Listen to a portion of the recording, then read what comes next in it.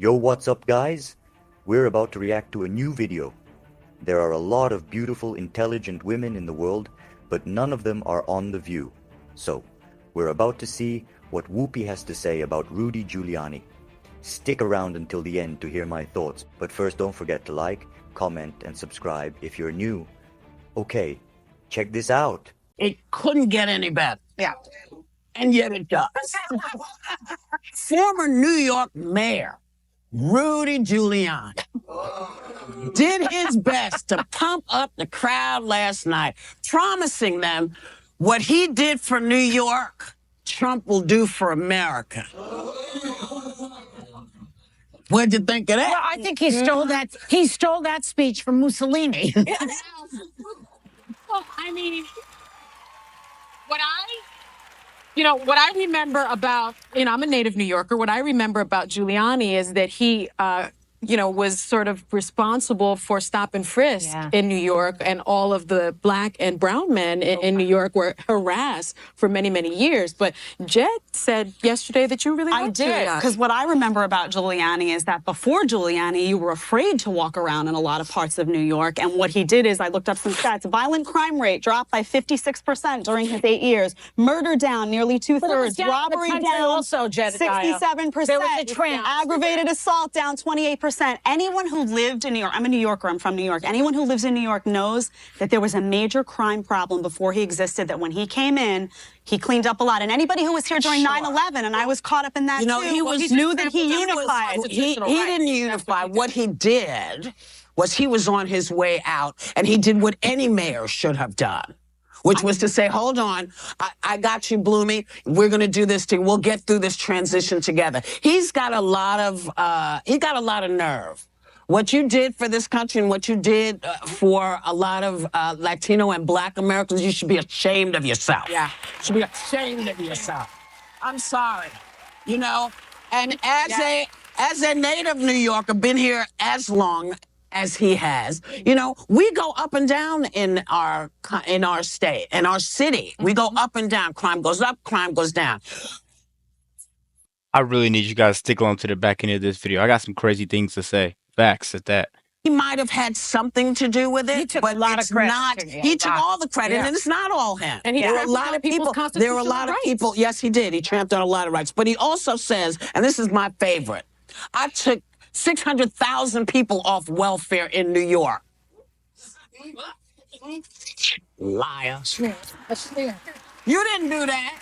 The federal government said we got to make changes in the welfare system. You didn't do jack, man. And I know that, and I know how you feel about people because I've heard you the last couple of days. You talked about Black Lives Matter as being a racist organization. Did you see the face of the people who are marching, you bonehead? Easy.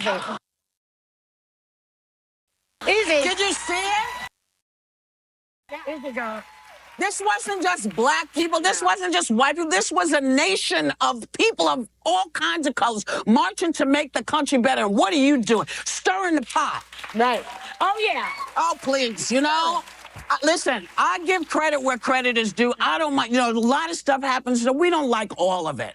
But when you stand up and you act like you did it all by yourself, I have to call you out. You didn't do it all by yourself. No. The people of New York City helped you do what you did. We have more when we get back. No, we're back. Yeah, I just wanted to follow up on Giuliani because I did like this speech.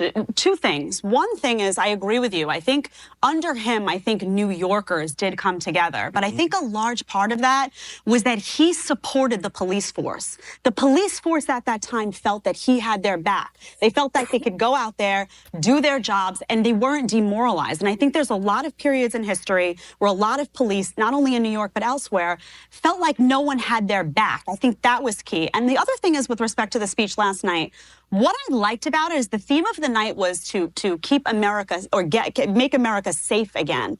And he got angry. But he got angry at ISIS. He got angry at terrorists. And that's something that I think has been missing. There's these gun manufacturers. But you know what? One thing that's been missing from President Obama, he got angry at who? at gun manufacturers, at the NRA. There's a difference between getting angry at the NRA and getting angry at ISIS. One thing that's been missing in foreign policy is that people look at President Obama. I will tell you the difference in a second, but people look at President Obama and feel he's not angry. He gets angry when he campaigns. He gets angry. I want him angry. No, I want him angry. Every time, you know, and don't save your emails because I don't care. You know, people have to make up their minds because when he gets angry, everybody's like, well, you know, he's an angry black man. Yeah. No, I want him angry at terrorists. But, you know, everybody says that, but they don't mean it. I do. Because when he gets pissed, nobody wants to hear it. Not to mention, I don't think that Giuliani struck a tone of leadership. He was ranting. He looked nutty. He was screaming. I want my president to be like President Obama. I want somebody that's you know, sort of middle of the line, thoughtful, reasonable. Thoughtful and reasonable. I want tone. Thoughtful and reasonable.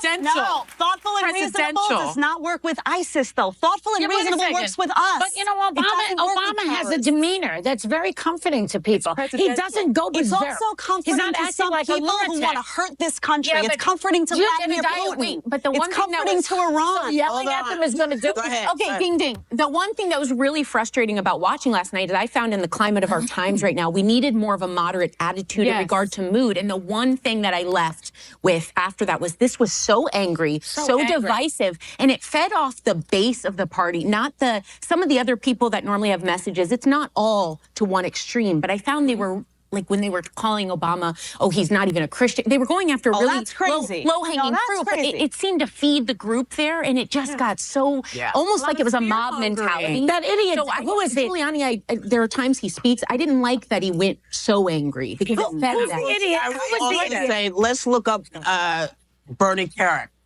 okay, who was the head of the police at the time, was his chief. Right. Okay. He went to jail. I believe, yes, he did go to jail, you know. And I'm just saying, you know, I'm thinking of Abner Louima and all those other crazy things that we had going on. It might have been safe for some people. It wasn't safe for everybody. No, it wasn't. It wasn't safe for everybody. And, you know, he was our mayor, and he did the job that he did. But to take all of that credit, and it's not that police didn't feel that their backs weren't had, you know, there became that code of silence again, where you couldn't hear anything, that there was no transparency with the police department or anybody else. Now, the guys who have come since, it's gotten better. Is it perfect? No, it's not, but it's not as bad as it was with Giuliani. As a person who grew up here, and like you've been here, I feel that way. You have to see it from another point of view.